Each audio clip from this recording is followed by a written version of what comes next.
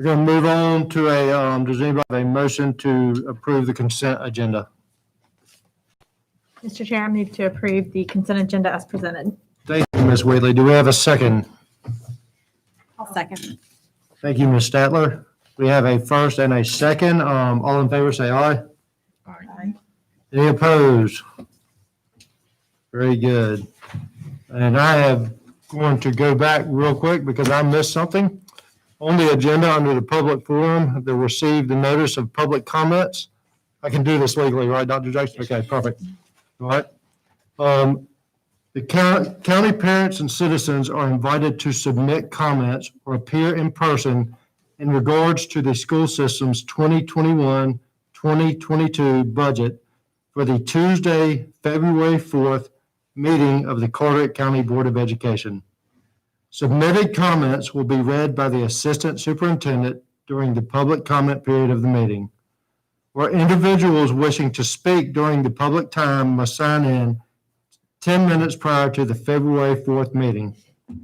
While the public time is open to most subjects, the Board of Education would like to hear from parents and citizens regarding the budget issues in February.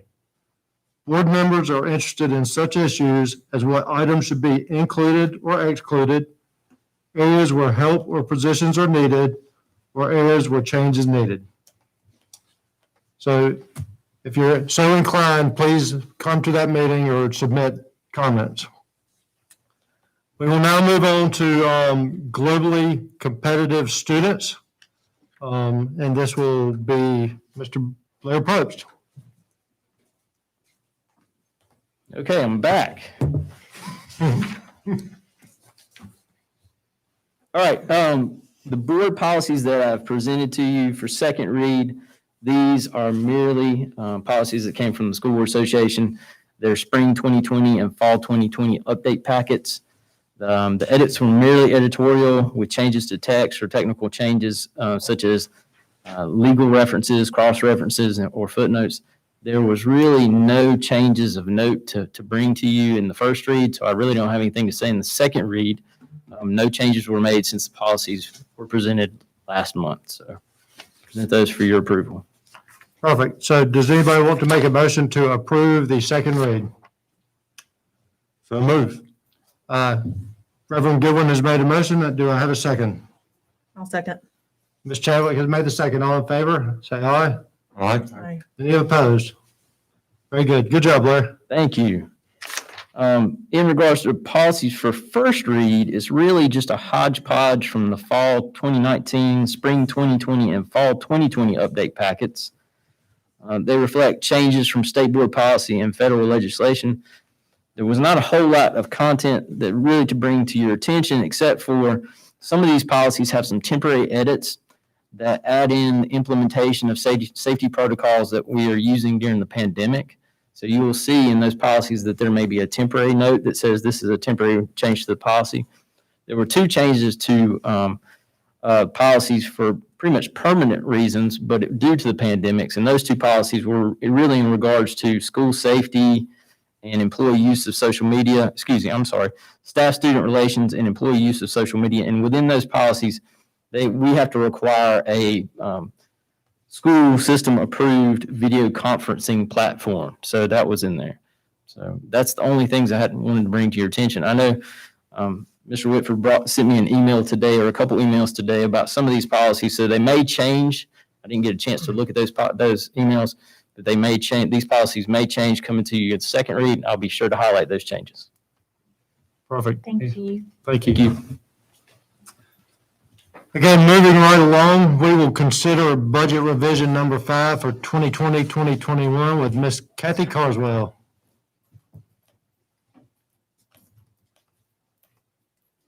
Good evening. Tonight I wanted to present budget revision number 5. The state revisions to this budget amendment, the first one is appropriate funds for the second installment of transportation funds. We receive our transportation funds at the beginning of the year. It's around 75% of the allotment. And then in December, January timeframe, we will be adjusted based on our transportation efficiency rating. This year, that efficiency rating was held harmless to the year before. So we're receiving the same amount we received the year before. So that's $325,843. The second item is to appropriate COVID funds that we received for community Wi-Fi in the amount of $30,031. The third item was appropriate funds received for non-state adopted textbooks and digital resources, amount of $374,916. And the fourth is to appropriate COVID funds received for Exceptional Children's Program, the amount of $84,046. The last state revision is to appropriate funds that we received for the substitute reimbursement and for technology interest, amount of $3,047, for a total state revision, $817,883. The local portion was to appropriate funds received from the county for the increase in benefits. The county had set this aside in a contingency in determination of what our salary increases would be. So this was just basic, this was benefit increases because we have not received any salary increases. And then also appropriate funds for the telecommunications contract. The federal fund budget amendment, the first four is because our planning allotment, that's what we base our budget on initially, the planning allotment that we get from the Department of Public Instruction was less than our initial allotment. So as you can see in the first one, we received an additional $10,928, and that's in CTE funds. The second one, $855, and that is in our Title III English language. The next one is a total of just $40 and some red lines between the line items. That's in our Title IV, our guidance services. And the last one is $17, and that's in language acquisition. The next one is just a rearrangement of the coding of how the private schools have decided to spend their funds. And the next one is a transfer of funds to match how we are actually spending our ESSER funding. And then the last one, our capital funding, it's to appropriate the funds bond revenue received for the Croatan renovation, the amount of $244,450. I'm sorry, I do have a Fund 5. I typically don't have Fund 5 budget amendments, but I do this time. And this is to appropriate the funds that we receive for the No Kids Hungry grant. It says tech fees, but it's actually No Kids Hungry grant, the amount of $25,000, for a total budget revision of $1,087,331. Perfect. Does anybody have questions for Ms. Caldwell? I do. Ms. Carswell, we, after hearing our PAC chairs and principals, we have an ongoing problem with our bus drivers and being able to find bus drivers. Was there any COVID money or any grant money or otherwise that something that could apply to help out with that particular situation with our transportation problem with finding bus drivers? In what kind of areas?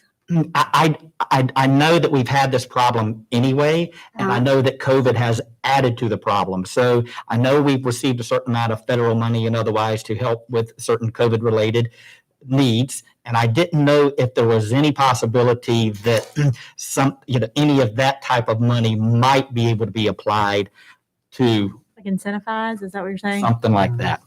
I would have to check into it. Our bus drivers are paid on a state salary schedule. So as far as the state salary schedule, we could not increase what they're being paid now. However, we could look at incentivizing, giving them some incentives to come, or I can work with the cabinet to see what we can do there. Or it could be possible we could use the COVID to help increase our recruiting. Okay. Perfect. Any other questions, Ms. Carswell? Thank you, Ms. Kathy. Thank you so much. We're going to need a motion to approve this. So moved. Very good. We've got a motion by Mr. Day. Do I have a second? A second? We have a second by Ms. Wheatley. All in favor, raise your right hand. Anybody against? Very good. That is moved forward. Thank you so much, Ms. Carswell. Thank you. All right, next up, we've got Mr. Richie Paler. Consider resolution urging the NCHSAA to address iniquities in conference alignment and playoff competitions. Good evening. This resolution is titled Resolution Urging the North Carolina High School Athletic Association to Address Inequities in Conference Alignments and Playoff Competitions. Whereas interscholastic athletics provides student athletes valuable opportunities to develop skills necessary to become productive citizens. And whereas a crucial component of interscholastic athletics is to promote school spirit, a sense of school community, and teamwork across the entire student body. And whereas the North Carolina High School Athletic Association serves as the governing body for interscholastic athletics among its member high schools. Whereas the Carteret County Board of Education supports the mission of the North Carolina High School Athletic Association and is proud to have 3 of its high schools as constituent members of the association. And whereas for much of its history, member schools of the North Carolina High School Athletic Association were attendance zone schools where students were assigned to attend a particular school based on the physical address of their residences. And whereas in Carteret County, all 3 of our traditional high schools remained attendance zone schools. And whereas to maximize use of school buildings and to keep communities together as much as practical, many traditional school systems must retain attendance zone boundaries. And whereas in attendance zone high schools, athletes are chosen from the student body and therefore from those students who reside in a fixed and limited geographic area. And whereas in recent years, an increasing number of non-traditional high schools across the state have been created where enrollment is not key to an attendance zone and students are free to enroll regardless of the physical address of their residences. These non-traditional schools include charter schools, magnet schools, and non-boarding parochial schools. And whereas it is human nature for student athletes and their parents to wish to participate in successful athletic programs. And whereas when a non-traditional school establishes a successful athletic program, skilled student athletes are often drawn to the school and with no attendance zone limits are free to enroll and join a team, therefore perpetuating the success of the program.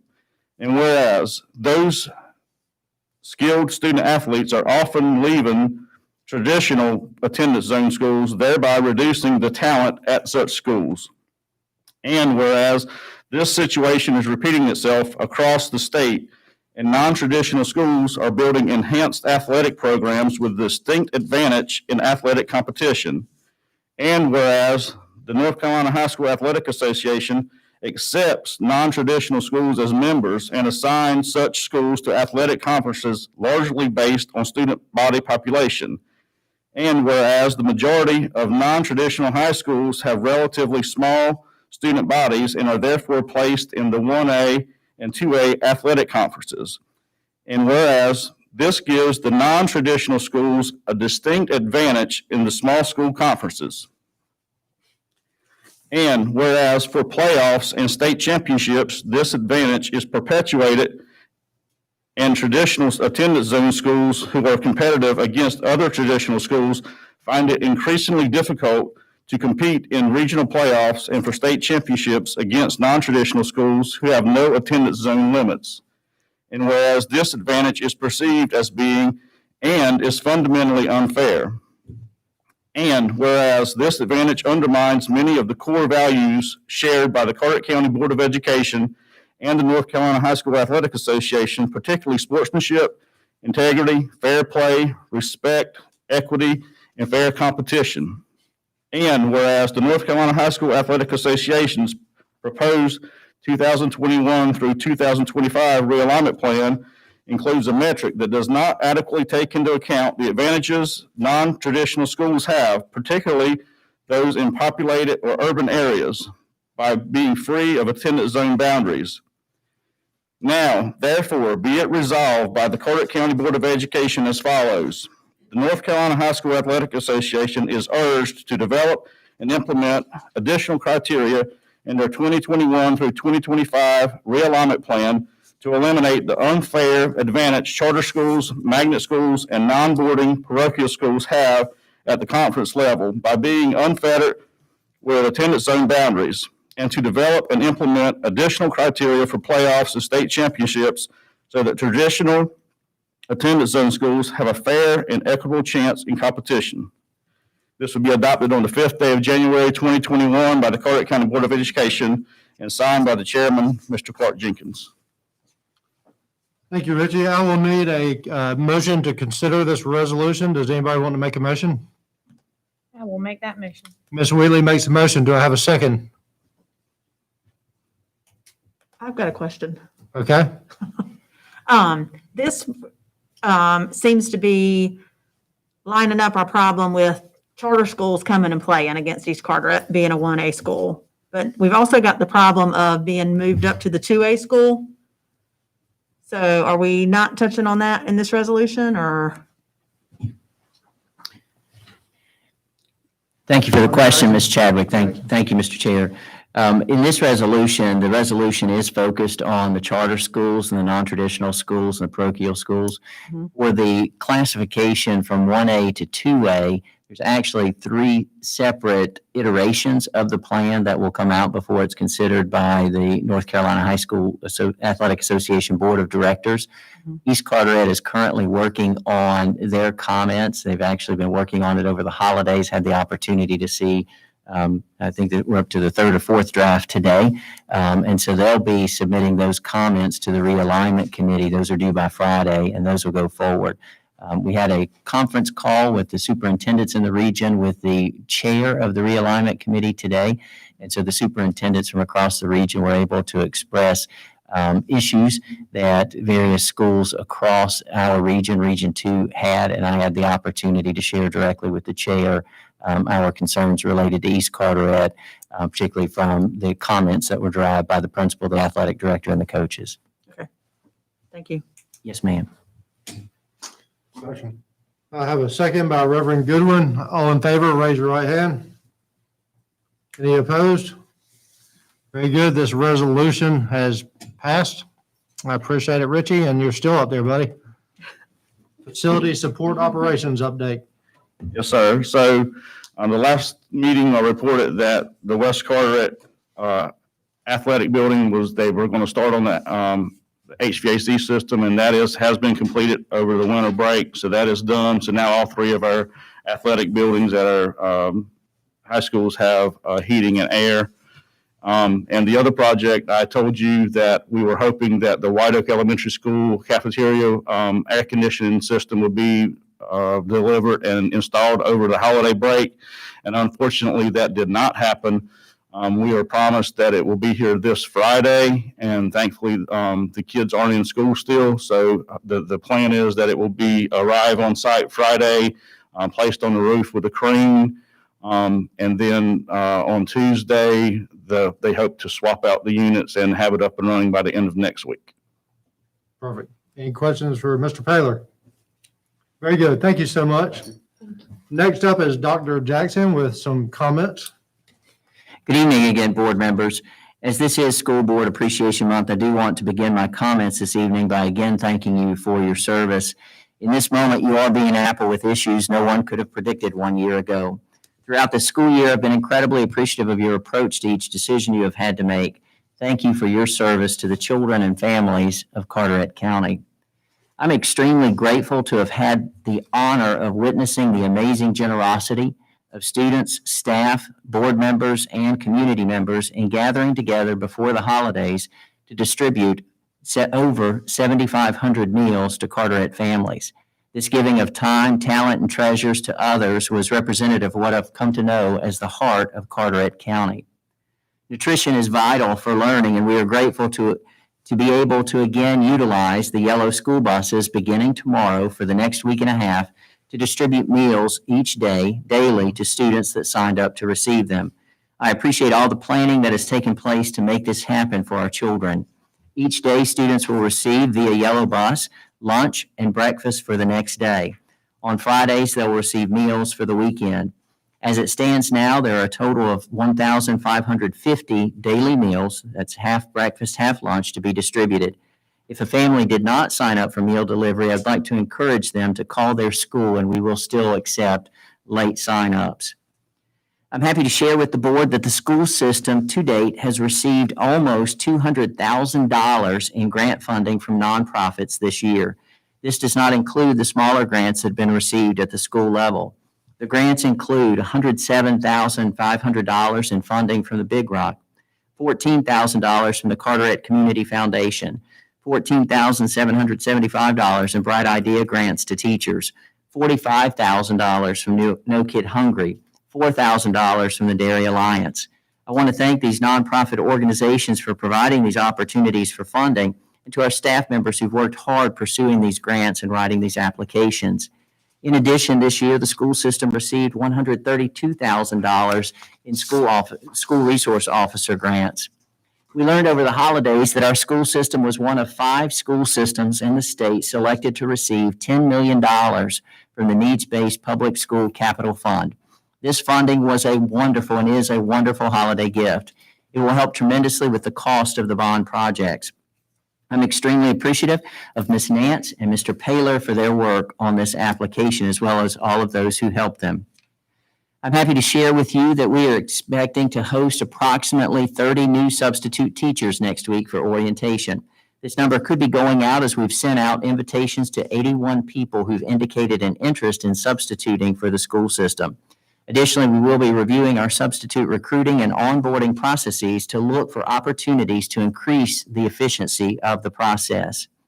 As we approach the beginning of the second semester tomorrow, our teachers and principals are continuing to work hard on improving student outcomes, and you heard quite a few of those through the PAC meeting. This work includes increasing the number of teachers offering synchronous instruction and the amount of synchronous instruction across the school system, reviewing the learning management systems being used at each level, and continuing to grow our teachers' skill set. We are much better today in teaching and learning in a remote environment than we were in March, and we will be much better going forward. As you heard earlier from several schools tonight, our elementary teachers and schools are very excited about our new English language arts adoption into reading. Many have mentioned this is the first time in their careers there's been a standard adoption across the county, and we're quite proud of that work as it demonstrates our commitment and focus to being a school system and not just a system of schools. As always, I want to share with you how much I do appreciate the work of our teachers, administrators, and staff who are continuing to give their all amidst unprecedented challenges on behalf of our children. As always, I can assure you that we have been, we are, and we will remain Carteret strong. Mr. Chairman, this concludes my comments. Thank you so much. Do we have any board member comments? Mr. Day? I would just like to thank the parents who provided public comments tonight and let them know and let others out in the community know that we very much share your concerns about both the mental health of our children, not being able to be in school full time and all the stuff that's associated that comes along with that, as well as trying to continue to improve with our synchronous learning. So thank you for hanging in there with us, and we are working on things. So thank you. Any other board comments? Reverend Goodwin? Real briefly, Dr. Jackson, you had the word as resiliency. From the PAC, it was obvious another word is collaboration, that we are doing so well, and that needs to its own punctuation point. That's all. Perfect, thank you. Anybody else?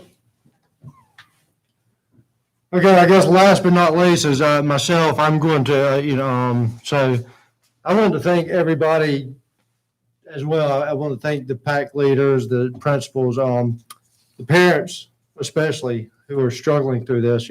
Miss Hanks out here. I've had the opportunity to spend some time with her, and she is her among many, many others, the passion and that they have for their children, our school system's children, and our school system just blows me away.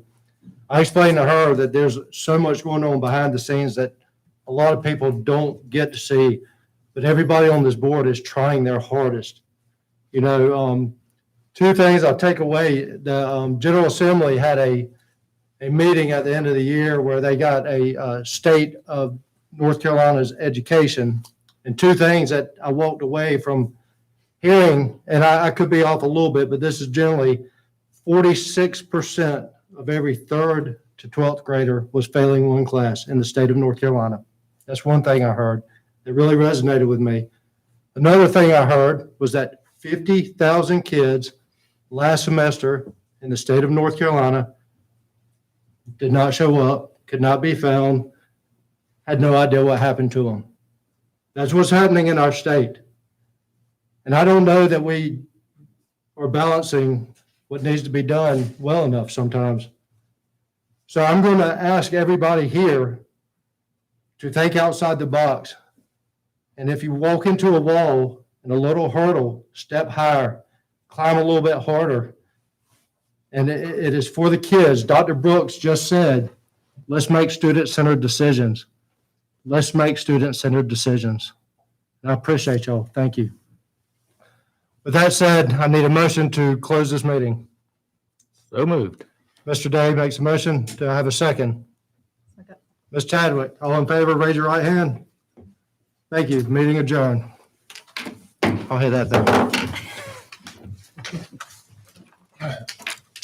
Cupcake time. Okay, Dennis. We'll get mine.